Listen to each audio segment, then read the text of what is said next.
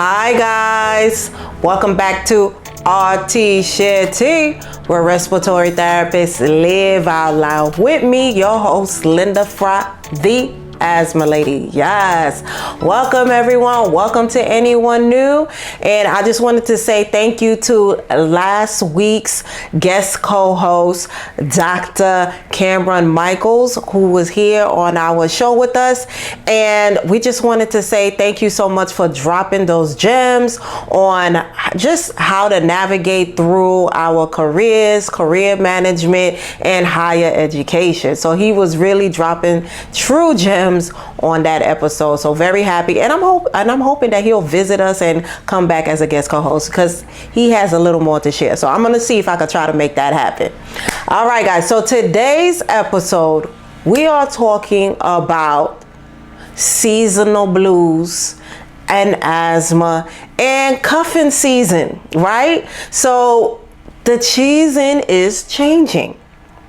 The season is changing, and we already just started to talk about what we already spoke about previous episode about September asthma peak month, which is the month where asthma flare-ups are the highest, and that's because of a lot of things. Weather changes, it being a time of anxiety because vacation time is over and everybody's back into the swing of things, and folks are more indoors, right? So now we have the easy spread of germs, so viruses, we have our COVID, our RSVs, we have our flu, cold season, so all that good stuff. So all this flares up around September and the autumn season. So now we are talking about the autumn blues, seasonal depression, asthma flare-ups, and those as triggers,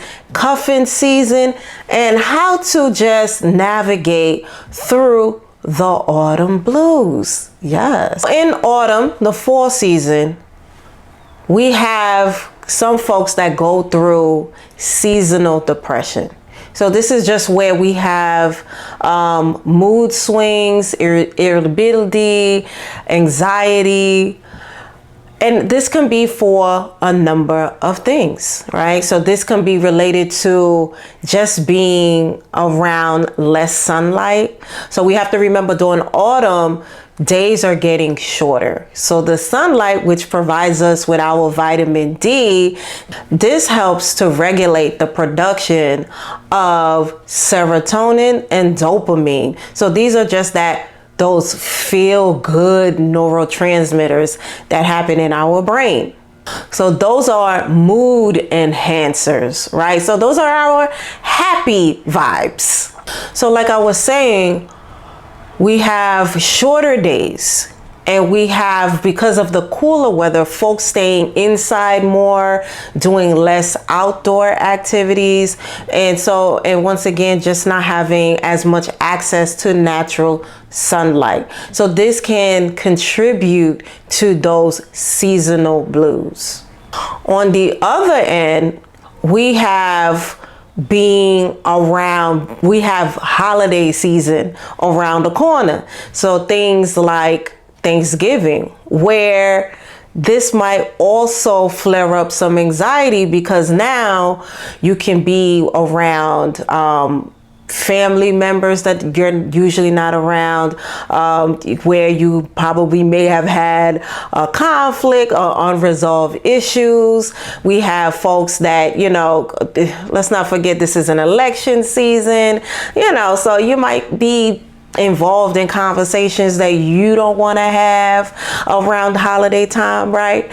So this might cause anxiety and depression. We also have anxiety around, those who have food allergies, right? And being that person, it's like, oh, you can't eat this, you can't be that, and you don't want to be the burden during the holiday season. So that can cause anxiety. And also for those of us that have asthma and folks that during the season love their scented candles and, you know, all these, having these different types of smells in the home, and having to deal with that around the holiday time. So this can also lead to emotional triggers and asthma triggers associated with anxiety and depression. The autumn season, right? So fall time is usually a time where we're usually more indoors and can be lonely, right? So some folks start to feel lonely around this time, because once again, we're less outside because of the colder weather. And so this time usually is also called cuffing season. And what cuffing season is usually a rise in a time where people are looking for companionship during the colder season, right? So you're just looking for that person to snuggle up with, you know, to Netflix and chill, have that cup of warm cocoa and, you know, share that blanket with. So just that season. So folks usually start to feel lonely around this time. And that's one of those coping mechanisms that folks use around this time. So it's a trending topic right now of how to find your right cuffing boo, you know, your cuffing bae or whatnot around this time, and fighting that loneliness. But know that there are other ways to also help navigate through seasonal depression and just fighting those autumn blues. You can do things like just check in with your good friends and family. What I like to do with my out-of-state good friends is I'll usually do we'll do a sip and chat. So that's kind of like something that we do quarterly or, you know, every other month, where we check in on each other. Hey, you know, what's new? We'll pick an activity that we can do together and sip on some good wine, right? And share all the tea. Yeah, so it's a good time. So just doing stuff like that, checking in on friends and family, and, you know, to combat that loneliness feeling. You can also consider joining different groups, and, you know, where you have passions, where, you know, things that you're just passionate about, you know, and just being around like-minded people. So, you know, joining virtual groups and, you know, linking through that, and, you know, that can help out with the fighting asthma blues.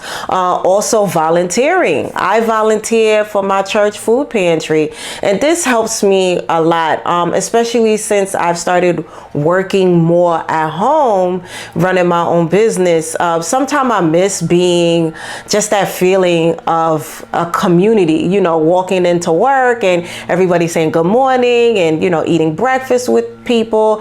And I think volunteering helps me to feel a part of something bigger beyond myself. So volunteering for my church food pantry has helped me a lot with that. So that's something to consider. And if those things are not helping, you can also consider, you know, really seeking professional help. You know, our mental health is everything, right? So this would be an ideal time, if you really feel like this is a struggle, to just get some professional help. You know, all of us in some shape or form, once or twice in our lives, usually need some type of help. So it's just a good habit to have, to know that let me go get the help that I need. And also consider just staying active around this time. You know, just making sure that you're moving around. Your body is just, you know, you're doing great stretches and breathing exercises, resistance training, just doing small workouts at home. You know, you don't necessarily have to be at the gym. You can do things at home. So consider things like that. Once again, just link it with like-minded people, or, you know, getting together with a meetup if you do want to go outside. So you can still consider that. And also just realize that loneliness is a natural part of life as well. So there are times in our life when being alone is actually good for us. So it gives us time to reflect and really go through the self-awareness journey. So just remembering that there's also a time when we need to be alone, and that it's okay. It's just okay, and accepting it. So, yeah. So for those of us that have asthma and allergies, if you feel like your asthma is being triggered because of seasonal depression, anxiety, just dealing with any of these things, consider going back to your asthma specialist or your provider and let them know what's going on. Remember to keep track of these things, write them down, put them in your phone so you can remember the details, and you can go back to your provider, and you guys can work as a team and do the detective work together to figure out a treatment plan, an action plan that works for you, right guys? So yeah, that's it for today. I hope you learned something here from me today. I hope you find that cuffing boo for this season, or that you are just living your best life, okay, around this time. And remember, there are plenty of things that you can do, and thank you so much for being here with us. All right, guys, remember that there is so much more to come, and we are growing together. All right, so we are on most podcast platforms on Wednesdays, and we are on YouTube on Thursdays. Oh, for any of you guys that are looking for support in regards to asthma and allergies, don't forget that I am a program advisor for the Facebook group, the Black Women's Asthma Alliance. So look us up, and I will have the description for that group in the descriptions. All right, guys. So I'll see you next time. And remember to invest in yourself and to only compete with yesterday's version of you. Have a good one. Bye.